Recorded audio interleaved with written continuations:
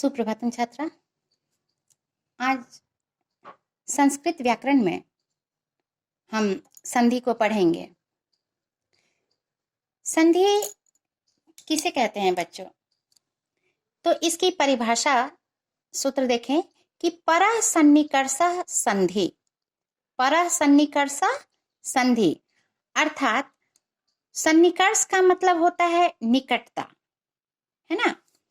तो दो या दो से अधिक वर्णों का आपस में सन्निकर्षता यानी कि निकटता के कारण होने वाला जो विकार होता है वह संधि कहलाता है। ठीक है बच्चों। अब संधि में क्या है कि जब भी संधि होती है पूर्व पद के अंतिम वर्ण और जैसे कि पूर्व पद का अंतिम वर्ण और उत्तर पद के पूर्व वर्ण में होती है। जैसे एग्जाम्पल देखें, देव प्लस आलिया। यहाँ संधि किनकी हुई है? देव, पूर्व पद हो गया देव और उत्तर पद यानी बाद वाला पद हुआ आलिया। तो पूर्व पद का अंतिम वर्ण जो हुआ अ हुआ और उत्तर पद का पूर्व वर्ण जो हुआ आ हुआ। तो यहाँ अ और आ में संधि हुई है। ठीक है। वैसे ही दूसरा देखिए, मुनिंद्र। पूर्व पद का अंतिम वर्ण हो गया मुनि, मुनि का ई, हरस्व ई, और उत्तर पद का पूर्व वर्ण हो गया हरस्व ई, यानी हरस्व ई और हरस्व ई, इन दोनों के बीच में संधि हुई है। ठीक है। तो संधि हमेशा पूर्व पद के अंतिम वर्ण और उत्तर पद के पूर्व वर्णों में होती है और उनसे होने वाले विकार के आधार पर ही हम संधियों का नाम जानते हैं कि हाँ, ये जो विकार को देखकर ही हम बता सकते हैं कि ये कौन सी संधि है। ठीक है बच्चों। तो इस तरह से संधि के भेद जो हैं वह मुख्यतः 3 हैं: स्वर संधि, व्यंजन संधि और विसर्ग संधि। स्वर संधि में क्या होता है बच्चों? स्वर वर्णों के साथ स्वर वर्णों में होने वाला संधि जो होता है वह स्वर संधि कहलाती है। यानी कि पूर्व पद का अंतिम वर्ण भी स्वर ही होना चाहिए और उत्तर पद का पूर्व वर्ण ही स्वर ही होना चाहिए। यानी कि दोनों तरफ जो है, दोनों वर्ण जो होता है वह स्वर ही होना चाहिए और उन दोनों से जो होने वाले विकार होते हैं उसी को हम स्वर संधि कहते हैं। व्यंजन संधि क्या होता है? स्वर या व्यंजन, पूर्व पद का अंतिम वर्ण स्वर या व्यंजन और उसके बाद भी स्वर या व्यंजन हो तो स्वर का व्यंजन या स्वर वर्णों के साथ व्यंजन का पूर्व पद का अंतिम वर्ण व्यंजन वर्ण हो और उत्तर पद जो होता है स्वर या व्यंजन, दोनों में से कोई हो, तो उनसे जो होने वाला विकार होता है उसको हम व्यंजन संधि कहते हैं। यानी व्यंजन का स्वर के साथ या व्यंजन के साथ होने वाली संधि व्यंजन संधि कहलाती है और स्वर का सिर्फ स्वर के साथ ही होने वाली संधि स्वर संधि कहलाती है। अब देखिए विसर्ग संधि। यदि पूर्व पद का अंतिम वर्ण यहाँ पे विसर्ग हो, ठीक है, और उसके बाद उत्तर पद का पूर्व वर्ण या तो स्वर वर्ण हो या व्यंजन वर्ण हो, तो विसर्ग का स्वर या व्यंजन वर्णों के साथ मिलने पर होने वाला जो विकार होता है वह विसर्ग संधि कहलाती है। तीनों में अंतर समझ गए कि क्या हुआ? तो आज हम बच्चों स्वर संधि पढ़ते हैं। ठीक है। स्वर संधि के जो हैं ये सारे भेद हैं: दीर्घ संधि, गुण संधि, वृद्धि संधि, यण संधि, अयादि संधि, पूर्व रूप संधि, पर रूप संधि और प्रकृति भाव। ये सब जो है स्वर संधि के भेद है। तो आज इस कक्षा में हम स्वर संधि के इन भेदों को बारी बारी से पढ़ेंगे, जानेंगे। पहला संधि जो है स्वर संधि में वह है दीर्घ संधि। इसका सूत्र होता है अकः सवर्णे दीर्घ। बच्चों जो भी मैं यहाँ पढ़ा रही हूँ आप लोगों को सूत्र के साथ पढ़ा रही हूँ। इन सूत्रों को ध्यान में रखेंगे तो अपने आप ये परिभाषाएं जो है आपको क्लियर हो जाएगी। तो अकः सवर्णे दीर्घ, अक किसको कहते हैं? स्वर वर्ण को कहते हैं। ठीक है। और सवर्ण यानी कि उनसे मिलते जुलते समान वर्ण। ठीक है।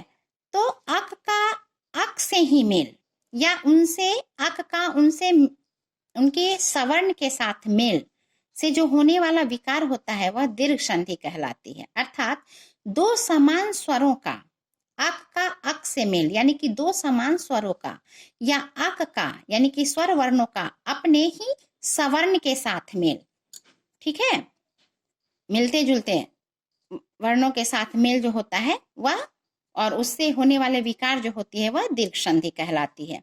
जैसे यहाँ अक कौन हो गया, अक वर्ण कितने होते हैं, 13 स्वर वर्ण होते हैं, तो वो सारे के सारे क्या हो जाते हैं, अक कहलाते हैं, पूरा 13 स्वर वर्ण। और उसके बाद जो होता है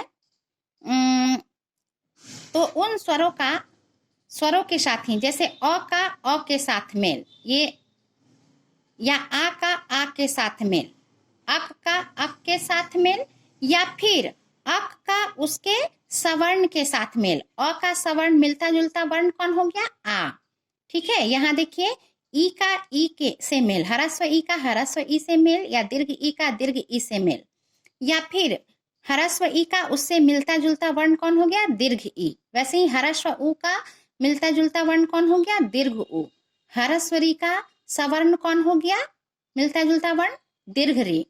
तो यानी कि अ का अ से मेल, ई का ह्रस्व ई का ह्रस्व ई से मेल, ह्रस्व उ का ह्रस्व उ से मेल, ह्रस्व री का ह्रस्व री से मेल, या फिर अ का उसके सवर्ण आ से, ह्रस्व ई का उसके सवर्ण दीर्घ ई से, ह्रस्व उ का उसके सवर्ण दीर्घ उ से, ह्रस्व री का उसके सवर्ण दीर्घ री से मेल, क्या होता है, दीर्घ संधि कहलाती है। और दीर्घ संधि कौन कौन है बच्चों, आप जानते हैं, आ, दीर्घ ई, दीर्घ उ और दीर्घ री, ये दीर्घ संधि बनती है, ठीक है। अब देखिए अ प्लस अ इक्वल टू भी आ ही होता है, और अ प्लस आ लिखेंगे तब भी आ ही होता है, आ प्लस आ लिखेंगे तब भी आ प्लस अ लिखेंगे तब भी आ। एक एक एग्जाम्पल मैंने यहाँ सबका बताया है। देव प्लस आलया, देवालया, ह्रस्व ई का यहाँ पे अ का आ से मेल हुआ है। इस एग्जाम्पल में देखिए ह्रस्व ई का ह्रस्व ई से मेल, यहाँ दीर्घ ई हो गया, मुनि प्लस इंद्र, मुनिंद्र। यहाँ ह्रस्व उ का ह्रस्व उ से मेल दिखाया गया है, लघु प्लस उत्सव, लघुत्सव। वैसे ही नेक्स्ट में है मातृ प्लस ऋणम, री का ह्रस्व री का ह्रस्व री से मेल, यहाँ दीर्घ री हो गया है डबल टाइम्स, ठीक है बच्चों। तो ये हो गई आपकी दीर्घ संधि। इसके और भी एग्जाम्पल है, आप लोग उसको बुक से देखेंगे, ढेर सारे एग्जाम्पल्स आपके बुक में भी मिल जाएंगे। नेक्स्ट है आपका गुण संधि। गुण संधि क्या होता है बच्चों, इसका सूत्र क्या होता है, अदेंग गुना, है ना, यानी कि अत का एंग हो जाना गुण संधि कहलाती है। अब अत क्या है बच्चों, अत अर्थात अ या आ के बाद इक प्रत्याहार हो। इक प्रत्याहार में क्या क्या होता है, ह्रस्व ई या दीर्घ ई, ह्रस्व उ या दीर्घ उ, ह्रस्व री या दीर्घ री तथा लड़ी, ये इक प्रत्याहार होता है, ठीक है।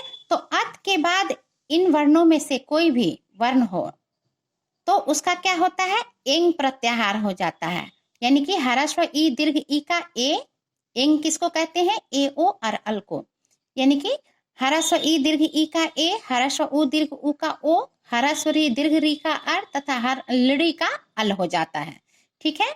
इससे होने वाले परिवर्तन जो होता है गुण संधि कहलाती। जैसे अ या आ के बाद ह्रस्व ई दीर्घ ई का ए हो जाना, जैसे गण प्लस ईसा गणेशा। अ आ के बाद ह्रस्व उ या दीर्घ उ हो तो उसका ओ हो जाता है, जैसे महा प्लस उदय महोदय, यहाँ आ प्लस ह्रस्व उ है।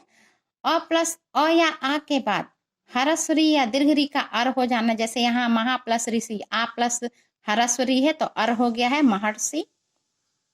अ या आ के बाद लिड़ी का अल हो जाना, जैसे कि तब अ के बाद लड़ीकार लड़ी हो जाना, क्या हो गया, अल हो गया, यानी कि हाफ ल हो गया यहाँ तबलकार, ठीक है बच्चों।